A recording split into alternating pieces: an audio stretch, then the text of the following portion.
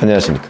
2024년 12월 16일 최병무의 팩트 시작하겠습니다. 검찰 비상계엄 특별수사본부 본부장이 박세현 서울고검장이죠. 어제 이렇게 얘기했습니다. 11일에 윤석열 대통령에 대해서 15일 오전 10시 출석을 통보했으나 출석하지 않았다. 이렇게 공개를 했거든요. 이 출석은 용산 대통령실로 공문을 보냈고요. 또 우편으로도 출석 요구서를 보냈다고 합니다.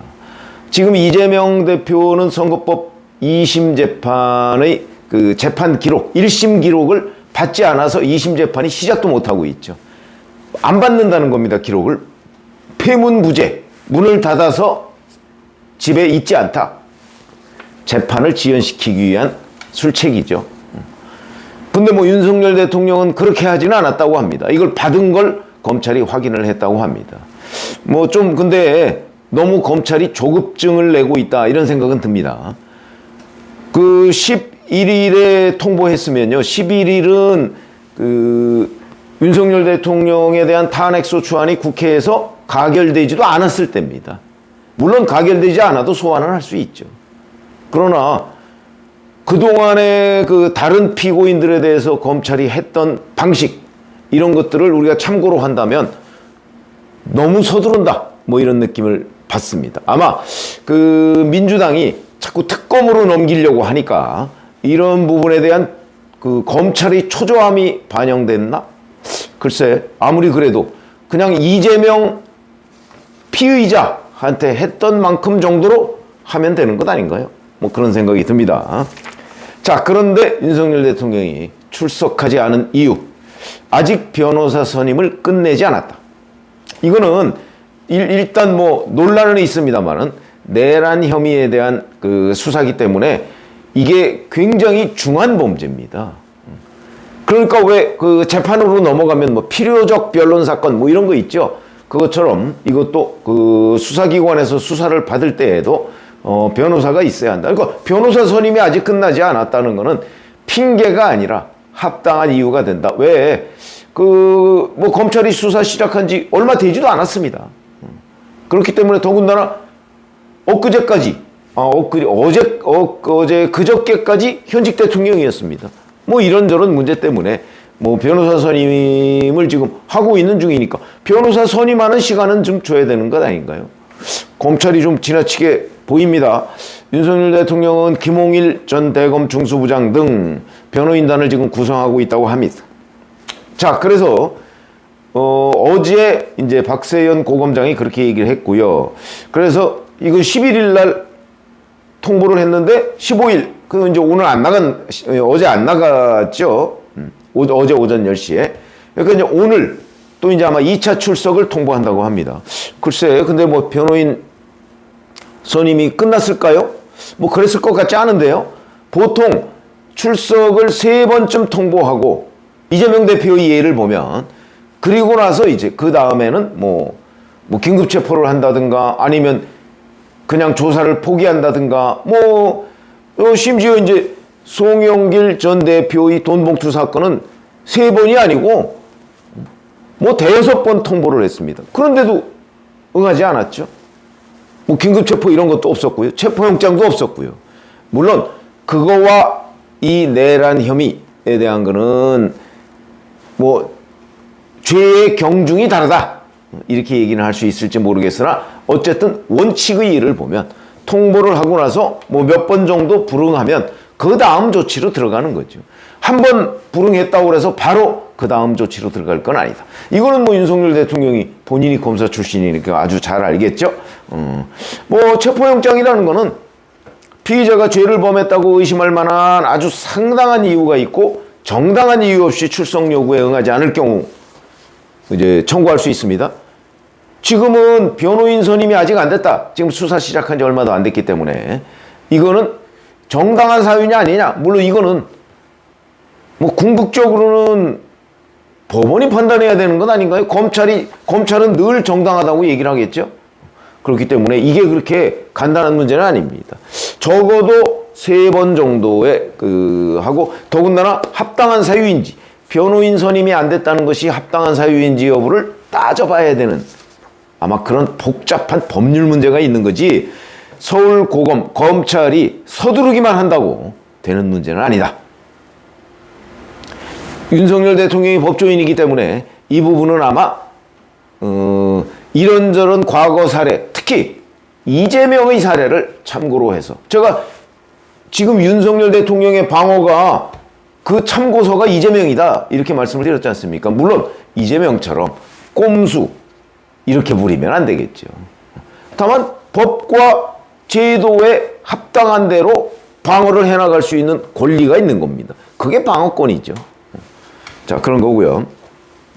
우리가 이재명 대표 때 보면 이재명 대표는 수많은 수사로 지금 뭐 거의 10개 넘는 혐의로 수사를 받았고 그 중에 이제 몇 개의 혐의가 이렇게 하나로 뭉쳐져서 뭐 재판에 넘겨지고 그래서 재판만 5개를 받고 있습니다. 수사 때 보면 이 출석 때마다 검찰하고 조율을 하죠. 특히 경기도 법인카드 유용 의혹과 관련해서는 아예 응하지도 않았습니다. 검찰에서 뭐 언제 출석해 주세요. 거기에 답변도 안 했습니다. 그냥 뭉개버렸죠. 그래서 결국 검찰이 불구속 기소한 적이 있다는 건 아마 다 기억하실 겁니다. 뭐 윤석열 대통령도 뭐 이런 이재명 피의자에 대한 검찰의 대응 뭐 이런 것들을 참고해서 충분히 본인의 방어권을 행사를 할 것이다. 이거는 방어권이다. 그 다음에 선거법 재판 11월 15일에 징역 1년 집행유예 2년이 나왔죠. 이때 근데 그리고 나서 지금 오늘로서 딱 한 달이 지났네요. 서울고등법원에서 재판 기록을 받아라. 그런데 아직 받지 않고 있고요. 아마 그거 공시송달에 들어갈 가능성이 있습니다. 공시송달에 들어가면 안 받으면 공시송달 법원 게시판에 공시함으로써 일정 기간이 지나면 받은 걸로 간주하는 그거는 2주입니다. 만약에 오늘부터 공시송달에 들어가면 아마 12월 28일까지 공시송달이 될 것이다. 그럼 그때부터 이제 받은 걸로 됩니다. 그러면 재판 개시하는 거고요. 뭐 그런 경우에 이제 상당한 기간을 이재명 피고인이 번 셈이 되죠. 왜냐하면 이재명 피고인은 조기 대선이 이루어질 때까지 본인의 대법원 선거법 재판이 확정되지 않아야 되니까. 그걸 위해서 지금 이러고 있는 거니까. 자, 그런 거고요. 어떤 이런 식으로 변호사 선임 안 하고 그다음에 그 기록 안 받고 이래서 이제 2심 재판 개시를 미루고 있는 거 아닙니까? 윤석열 대통령도 14일 날 탄핵이 됐고 뭐 수사는 검찰이 그전부터 진행했다고 하지만 탄핵 되자마자 하루 뒤에 소환한다? 지금 변호사 선임도 안 끝났는데 뭐 그거는 일단 윤석열 대통령으로서는 변호사 선임을 끝낸 뒤에 물론 마냥 미룰 수는 없겠죠. 또 본인도 변호사인 셈이니까. 변호사니까. 그러니까 그렇기는 않지만 합리적으로 변호사를 선임하는 데 드는 기간 뭐 이런 정도는 검찰이 줘야 되는 건 아닌가. 저는 그렇게 판단을 합니다. 아마 국민적 눈높이도 그럴 겁니다. 윤석열 대통령이 검사 출신이라고 해서 당신은 변호사 없어도 돼. 이건 아니죠. 이재명 대표는 그동안에 왜 그렇게 변호사를 여러 명 이른바 대장동 변호사 무슨 변호사 뭐 이런 사람들 다 들여다 쓰고 그 사람들 심지어 총선 때 공천 주고 뭐 그러지 않았습니까? 아마 그것도 공천의 대가성 이런 법률 논리 공천과 변호사비의 대가성 뭐 이런 것도 따지자면 따질 수 있을 겁니다. 그러나 뭐 그건 현재 따지지는 않고 있죠. 자, 어쨌든 그냥 이재명 피의자의 했던 만큼만 검찰이 윤석열 대통령한테 하면 된다. 그런 거고요. 자, 어제 보면 또 하나의 아이러니가 있습니다. 이재명 대표가 기자간담회를 했는데요. 본인의 거취나 대선 출마 문제에 대해서 얘기가 나오니까 이렇게 얘기합니다. 헌법의 무죄 추정의 원칙이라는 원리를 채택하고 있다. 법과 원칙에 따라 합리적인 결론이 나올 것이고 이에 따라 정치 일정도 진행될 것이다. 자기는 대선에 나올 것이다. 대법원에서 확정 판결이 나오지 않으면 피선거권 박탈이 되지 않으면 이런 얘기죠. 맞는 얘기입니다. 근데 윤석열 대통령이 탄핵이 되고 수사를 받고 나니까 바로 무죄 추정의 원칙이 나옵니다. 본인이 무죄 추정 원칙이죠. 그러면 이제 윤석열 대통령도 지금부터 수사를 받고 뭐 진짜 만약에 구속이 된다 할지라도 무죄 추정의 원칙. 구속이 된다 할지라도 그건 뭐 당연한 거죠.